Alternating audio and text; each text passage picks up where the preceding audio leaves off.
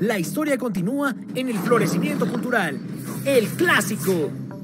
En sus inicios existían varios asentamientos con casas, templos, sistemas hidráulicos y plazas, que poco a poco se convirtieron en ciudades monumentales. Técnicas agrícolas perfeccionadas como chinampas, huertos y terrazas permitieron aumentar la producción de alimentos y tener un crecimiento poblacional acelerado.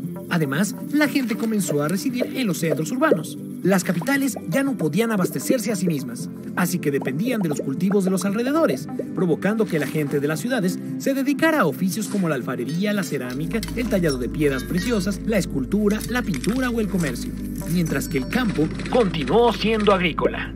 Con la concentración de las riquezas, ciertas familias se volvieron poderosas y para demostrarlo, construyeron enormes edificios que tenían una estrecha relación con la religión y los saberes astrológicos.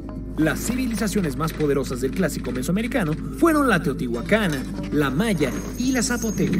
Cada una consolidó gobiernos poderosos que vinculaban lo religioso y lo político, también llamados gobiernos teocráticos. Teotihuacán. Tras un Cuicuilco abandonado, Teotihuacán creció al grado de convertirse en la ciudad más importante de toda Mesoamérica. Era una ciudad enorme, con muchos pobladores y tierras ricas en obsidiana. Además, su cercanía con el lago de Texcoco favoreció que tuviera gran cantidad de recursos naturales. Teotihuacán estaba repleta de talleres donde se elaboraban cuchillos, puntas de obsidiana, molcajetes, vasijas, metates, máscaras adornadas con piedra y cerámica que después se comerciaban a tierras muy lejanas. Al ser tan próspera, Teotihuacán recibía migrantes que fundaban sus propios barrios y conservaban su propia lengua. Era una ciudad multicultural. La arquitectura se basaba en una construcción monumental que favoreció la observación astronómica. Reflejaba las ideas religiosas y reconstruía el mundo divino mediante caminos, puentes, túneles y pirámides. De ahí el nombre de la ciudad donde los hombres se convierten en dioses. La calzada de los muertos, el eje central de la ciudad, medía más de 3 kilómetros y desembocaba en la plaza de la pirámide de la luna, enfrente de la pirámide del sol. Los astros que regían la vida y el tiempo fueron construidas sobre un túnel subterráneo que finalizaba en el área central de la pirámide. Todos los edificios estuvieron adornados con esculturas y pinturas que representaban animales y dioses, asociados al mar y la fertilidad, como en el templo dedicado a Quetzalcóatl.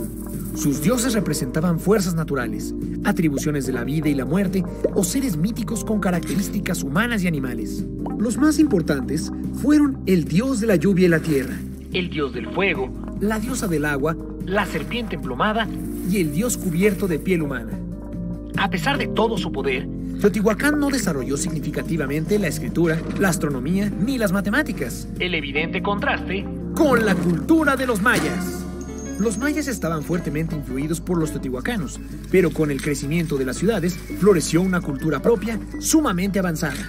Los mayas del periodo clásico registraban los acontecimientos importantes de sus gobernantes en enormes estelas utilizadas como altares.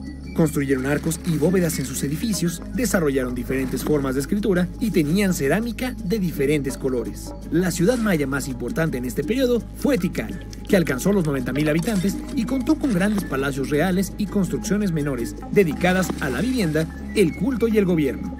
Tenían juego de pelota, plazas, calzadas, altares y estelas con inscripciones y grabados.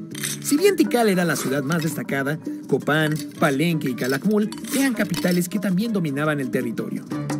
Para los mayas era muy importante registrar los acontecimientos relevantes. Por eso desarrollaron sistemas matemáticos y calendáricos muy precisos. La representación numérica se basaba en 3 signos: el punto, la barra y la concha.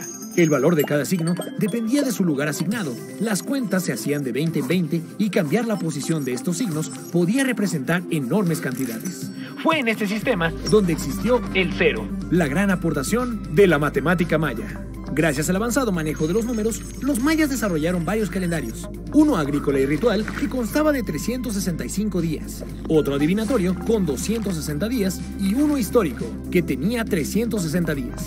La escritura maya, por su parte, se desarrolló mediante la mezcla de signos que podían representar una idea, una palabra o sonidos. Sus deidades fueron representadas en diversas inscripciones.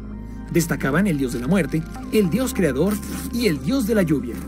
Aunque estaban geográficamente alejados, los mayas tuvieron una estrecha relación cultural con Teotihuacán y con la tercera ciudad más importante de Mesoamérica, los zapotecos. Monte Albán fue el centro de su cultura, alcanzando su mayor florecimiento en el periodo clásico. convivían hablantes de diferentes lenguas del área de Oaxaca, y era la capital más importante.